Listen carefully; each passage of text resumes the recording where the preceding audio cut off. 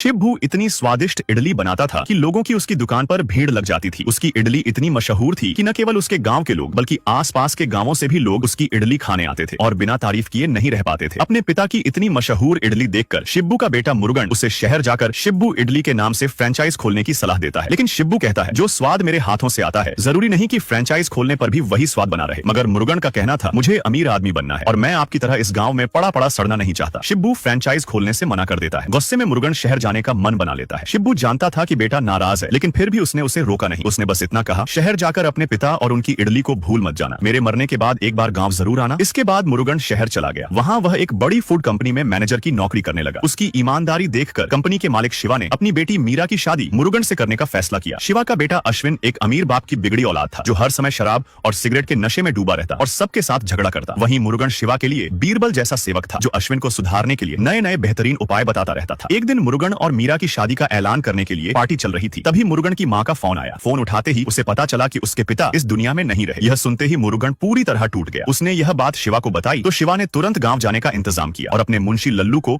उसके साथ भेज दिया ताकि मुरुगन जल्दी गांव जाकर लौट सके। रास्ते में बैठा मुरुगन अपने पिता की तस्वीर देखता रहा। गांव पहुंचकर जब उसने अपने पिता को आखिरी बार देखा तो वह दुहक के मारे ठीक से रो भी नहीं पाया। गांव वालों के साथ उसने पिता का अंतिम संस्कार किया। उसी रात मुरुगन की गाय ने एक बछड़े को जन्म दिया तो गांव वालों ने कहा, यह तो शिब्बू का दूसरा जन्म है। लेकिन मुरुगन की मां अपने पति के जाने के गम में पागलों जैसी हरकतें करने लगी। यह देखकर मुरुगन उसे इडली की दुकान पर ले गया, जहां उसकी मां को याद आने लगा कि कैसे शिब्बू ने नई नई दुकान खोली थी और कैसे दोनों ने मिलकर उस दुकान को आगे बढ़ाया था। अपने पति को याद करते करते उसकी मां की भी मृत्यु हो गई। अब मुरुगन अपने माता पिता की यादों में खोया रहने लगा। कुछ दिनों बाद मीरा ने उसे शहर लौटकर शादी करने के लिए कहा, लेकिन मुरुगन ने उससे थोड़ा समय मांगा। अब गांव में मुरुगन की देखभाल कायल करने लगी, वही लड़की जो मुरुगन के शहर जाने के बाद उसके माँ बाप का ध्यान रखती थी। मुरुगन ने अब शहर वापस जाने का फैसला किया और अपने पिता की इडली की दुकान बेचने के लिए गुल्लू नाम के आदमी के पास गया। गुल्लू ने दुकान की कीमत 7 लाख रुपए लगाई, क्योंकि वह शिब्बू के नाम पर इडली बेचकर खूब पैसा कमाना चाहता था। मुरुगन भी दुकान बेचने के लिए मान गया, लेकिन रात में उसने अपने पिता की रूह को देखा। तभी उसे एहसास हुआ कि उसके पिता ने कितनी मेहनत से इस दुकान को खड़ा किया था। इसलिए उसने गुल्लू से दुकान बेचने से मना कर दिया। घर पहुंचकर जब कायल को यह बात पता चली कि मुरुगन दुकान बेचने वाला था तो वह उससे नाराज हो गई। लेकिन जब मुरुगन ने बताया कि उसने दुकान नहीं बेची तो दोनों ने मिलकर दुकान की सफाई शुरू की। फिर वे बाजार जाकर इडली का सारा सामान लाए और घर पर ही इडली की रेसिपी बनाने की तैयारी करने लगे। अगले दिन सुबह 4 बजे मुरुगन ठंडे पानी से नहाकर दुकान पहुंचा और ओखली में चावल पीसने लगा। थोड़ी देर में थक गया, लेकिन कायल ने उसकी मदद की। दोनों ने मिलकर इडली तैयार की। एक ग्राहक ने इडली खाकर कहा, तुम्हारे पिता जैसी इडली बनाना तुम्हारे बस की बात नहीं। यह सुनकर मुरुगन का दिल टूट गया। अब सवाल यह है, क्या मुरुगन अपने पिता की तरह वही स्वादिष्ट इडली बनाकर गांव वालों का भरोसा जीत पाएगा? यह जानने के लिए वीडियो को लाइक करें और चैनल को सब्सक्राइब करना न भूलें। और फिर वीडियो लाइक करने पर पार्ट 2 मिल जाएगा।